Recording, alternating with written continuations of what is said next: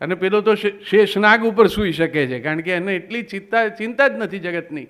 વિષ્ણુ ભગવાનને તમે જુઓ તો શેષશાહી છે, આરામથી આમ હાથ રાખીને સૂતા, નીચે સર્પ છે તોય એ ચિત્તની સ્થિતિ કેવી હશે?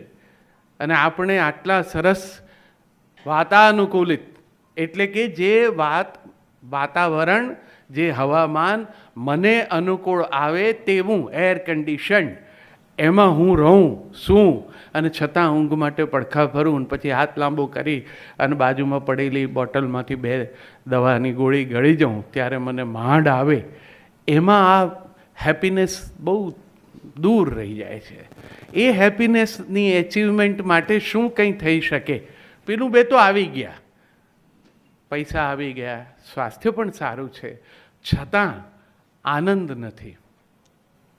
ક્યાંથી એને શોધવો? આ 4 બેડરૂમમાં આવવો તો જોઈએ. આવો વિશાળ બંગલો મેળવ્યો હોય તમે, અમેરિકામાં તો હોય છે ને, ફરવાઈ લઈ જાય તમને. અને અમારા જેવા તો કલાકારોને કે કવિઓને તો જુદા જુદા યજમાનોનો લાભ મળે વિદેશ યાત્રામાં. એટલે એ પાછા અહીંથી ગયા હોય, ખૂબ સંઘર્ષ કરીને પોતે આ સિદ્ધિ મેળવી હોય, એટલે આપણે વતનમાંથી ગયા હોય છીએ, એ લોકો દેશમાંથી કહે છે. એટલે આપણે હોય લાગે, આપણે શરૂઆતમાં અમારે ત્યારે આમાં આવતા ને કામ કરવા, એ લગભગ તમારી સામે એવી રીતે જ જોઈએ. આપણે એમ થાય કે આ 20 વર્ષથી અમદાવાદના એરપોર્ટ પર ઉતર્યો નથી, એટલે ઉતરે તો એને ખબર પડે કે નરેન્દ્રભાઈ કેવું જાદુ કર્યું. પણ એ ત્યાં તમને પછી તમારી કન્ડક્ટેડ ટૂર કાઢે ઘરમાં, અને દરેક રૂમે એટેચ બાથરૂમના દરવાજા ખોલીને બતાડે. અને એને આનંદ હોય કે એણે આ બધું મેળવ્યું છે, એટલે આપણો ભાઈબંધ છે, આપણને હરખ તો થાય જોઈને. અને એ બધું આપણે ભાઈ પણ તારા ઘેર રોકાવું એકાદ રાત, આ ડબલા અમારે 2 માથે રેડવાનું, આમાં આવવાનું નથી, પણ આપણે હરખ કરવો પડે. બહુ સરસ ને, વેરી ગુડ ને, ફાઇન ને, આનથી આપણું એ અજ્ઞાન હોય કોક ઠેકાણે. મેં એક વખત પૂછી લીધું હતું એક ભાઈબંધને કે આમાં ગરમ પાણી શેમાંથી આવે? જો રાત રોકાવું હોય તો એકવાર મૂર્ખ બનવાને બદલે પૂછી લીધું સારું. એટલે એ પણ એટલો જ આનંદી, એણે કીધું મને કે તારા ભાભીનો ચાંદલો લગાડ્યો છે ને એ બાજુથી ગરમ.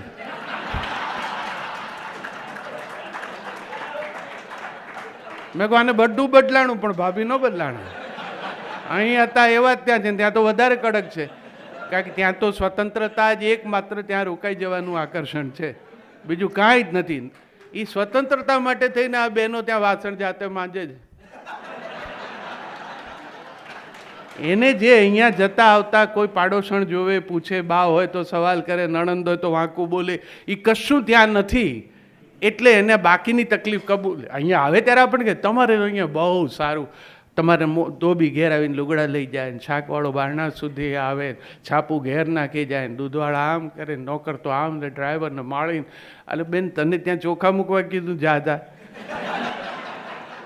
આ બધું અહીંયા એવું કાંઈ હમણાં નથી આવ્યું, આ તો અહીંયા 20, 25, 30, 40 વર્ષથી હતું જ. જેની જેવી સ્થિતિ એ બધા રાખતા હતા, છૂટક નોકર રાખતા. તારે ત્યાં છે નહીં, પણ આ બધું શું કેમ બેઠો છો? કારણ કે પેલી સ્વતંત્રતા છે. એ જે શોધમાં ગયા હતા એ સુખ નહોતું, સુખ તો હજુય નથી, હજુ એ જ દોડવું પડે છે. આપણે ઉઠીએ પહેલાં બિચારા 5:30, 6 વાગે એમ ગાડી લઈને નીકળી જાય, 2 કલાક ડ્રાઈવ કરીને કામના સ્થળે, ત્યાંથી સાંજે 5:30 પાછા આવે. નંખાઈ જેવા હોય, જે સવારે મૂક્યું હોય કે સાંજે મૂક્યું હોય, ખાઈને પાછા સૂઈ જાય, પાછા સવારે દોડે. આકરી મહેનત છે. એના પ્રમાણમાં અહીંયા ઘણું સરસ છે. તો આ સુખ એ ક્યાંથી શોધવું? એટલે મને પૂછ્યું ત્યારે મેં કીધું કે ડાક્ટરો પાસે બધું છે તો શું નહીં હોય? આમ તો હોય જ. હું તો ઈચ્છું કે કાયમ રહે, અને આના કરતાં અભરે ભરાય તમારા ઘર. પણ ઘર એટલે મને થયું હા, તો પછી આ વિષય સારો છે. સુખનું સરનામું ઘર. માણસના સુખનું સાચું સરનામું ઘર છે. હવે તમે ઘરમાં આવો, ઘરમાં રહો, પગ વાળીને બેસો તો એનો અનુભવ થાય. ડાક્ટર પાસે એ નથી. આ વિષય કાલે હું મુંબઈ હતો, મિત્રો સાથે વાત કરતો હતો. મેં કહું ડાક્ટરો સાથે કાલે વાત કરવી છે જઈને. એટલે અંગત મિત્રો હતા, એટલે મને કે કવિ તમારે ઠીક છે, રિટાયરમેન્ટ છે, હિંચકો ને કોફી ને છાપું ને, મારી હું ફેસબુકમાં નિયમિત એક કોલમ લખ્યા કરું, એટલે તો મને કે તમને ફાવે, ડાક્ટરો વ્યસ્ત હોય, એમને ઘણા કામ હોય, એમ તમારી જેમ આમ ઝૂલ્યા કરીને કોફી પીવીને વિચારે એવું ન કરાય. એટલે સવારના તો એમનું દોડાદોડ શરૂ થઈ ગઈ હોય કામની. એટલે મને યાદ આવ્યું કે હા એ ખરું, આટલું બધું દોડવું, એટલું બધું કરવું એ એમના કામનો ભાગ છે. અને તમે દોડો છો તો અમે ઊભા રહી શકીએ છીએ, એટલે એ તો વંદન જ છે તમને. પણ કેટલું બધું છોડીને કદાચ તમે દોડવતા હશો. એટલે જ આ હાર્ડ અર્ન વેકેશન ભોગવવું, કારણ કે બહુ જરૂરી છે. ઘર આટલું સુંદર બનાવ્યા પછી જો ઘરમાં ન રહી શકીએ તો એનો શું અર્થ? કવિ રમેશ પારેખ, આપણી ગુજરાતી ભાષાનો એક સમર્થ ગીત કવિ, અમરેલીના, હવે આપણી વચ્ચે નથી. રમેશભાઈનું એક ગીત ખૂબ જાણીતું છે, સાંવરિયો રે મારો સાંવરિયો, હું તો ખોબો માગું ને દઈ દે દરિયો. એમાં કવિએ પંક્તિ લખી છે, કોઈ પૂછે કે ઘર તારું કેવડું, મારો વાલમજી બથ ભરે એટલું. મારા પ્રિયની ના બાહુપાશમાં હું હોઉં એટલું મારું ઘર, બાકીનું બધું મકાન. ઘરની આટલી સરળ વ્યાખ્યા આપણે જે શોધ્યા કરીએ છીએ, ઘરને બદલે પેલા મકાન જ. દીકરી માટે જીવનસાથી શોધવાનો હોય તો આપણે આવું જ ગોતીએ છીએ, 4 બેડરૂમવાળો છે, પોતાનો બંગલો છે કે ફ્લેટ છે. આપણે એ નથી જોતા કે એમાં એને એના પ્રિયજનની નજીક રહેવાની અનુકૂળતા રહેશે કે આ બધું મેન્ટેન કરવાનું, દોડવામાં બથ ભરવાનું જ બાકી રહી જશે.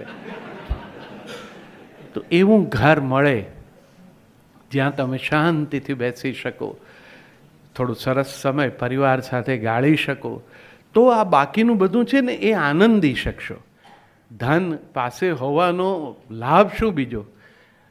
એ તમારી પાસે છે એવું કોકને ખબર પડે ને તમારા એ આનંદમાં જોડાય, એવું તો પરિવારનું કોક હોય. અને એવું કોક પાસે નહીં હોય તો પછી આ અમે ખૂબ બધા કવિતાઓ ભાષણો બધું કરીને ઘેર પાછા જઈએ, મિત્રો સાંભળીને રાજી થયા હોય, શ્રોતાઓ તાળીઓને ગડગડાટ કર્યા હોય, અને એના આનંદમાં આપણે ઘરે પહોંચીએ, પણ પછી ઘરે એને કોઈ વહેંચવા માટે ન હોય તો એ આનંદનો કંઈ અર્થ નહીં.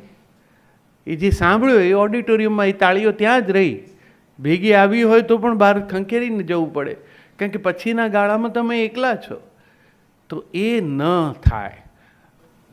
સફળતા હોસ્પિટલમાં તમને તમારા કામની મળે, તમે કોઈ પેશન્ટની આંખમાંથી આંસુ લૂછી શક્યા હો, એક સફળ ઓપરેશન કર્યું હોય, તો એનો એક આનંદ તો હોય જ છે.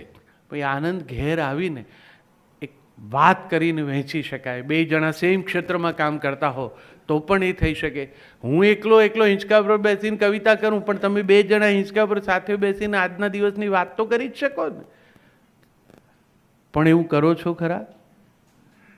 આવતા રવિવાર સુધી એક લિસ્ટ બનાવજો, ધણીયાણે ડાક્ટર હો તો, કે આખું અઠવાડિયું આપણે એકબીજા સાથે શું વાત કરી.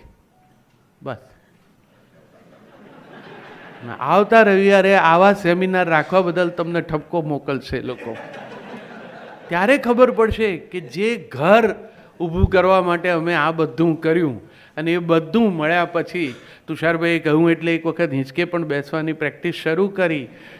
એ પછી પણ વાત તો શું થઈ? શું જમશો? શું બનાવવું? બાબુ મોડો આવવાનો છે, બેબી બહાર જમવાની છે, રામો આવવાનો નથી, તમારા બા ક્યારે જશે? આવા એકાક્ષરી પ્રશ્નો અને એના એથી ટૂંકા જવાબો, હા ના ખબર નથી, જે ગમે તે. આ સંવાદ કરવા માટે પરિણ્યા. આ તો બહાર બાંકડે જ્યાં કોલેજમાં મળતા હતા ત્યાં થઈ જઈ શકે એવો હતો. આખું આટલું બધું વેઠ્યું, ના વસાવ્યું, ના આટલો ખર્ચો કર્યો, દિવસ રાત કાળી પ્રેક્ટિસ કરીને ઘેર આવીને થાકી ગયા. અને ત્યારે હતું કે એવી એક નિરાંતનો સમય આવશે કે 2 માણસ ભેગા થઈને બેસશું, હિંચકા ઉપર ઝૂલશું ને વાતો કરશું. હવે તો વાત કરવાનો વિષય નથી. તમે રાજકારણની એ વાત નથી કરી શકતા, કારણ કે હવે એમાંય રુચિ નથી પડતી. હવે એમ થાય છે કે હવે આજનો દિવસ થાક્યા પૂરું થાય સારું, પાછું સવારના તો દોડવાનું છે જ. આપણી દરેક સાંજે બીજા દિવસની સવારનું જ આયોજન થયા કરે છે, પણ એક સાંજ આવવાની છે જીવનની, પણ એના તરફ ધ્યાન નથી રહેતું. એ સાંજ માટેની તૈયારી આ સવારથી થવી જોઈએ, તો થાક ન લાગે, તો કંટાળો ન આવે. ઘરનું વિનોદિની નીલકંઠે પોતાના ઘરનું નામ જ હાશ પાડ્યું હતું.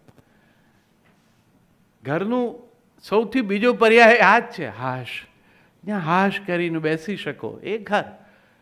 તો એવું ઘર મળે તો આ વેલ્થ અને આ હેલ્થ બંનેનો આનંદ મળી શકે. એ નથી કેમ મળતો?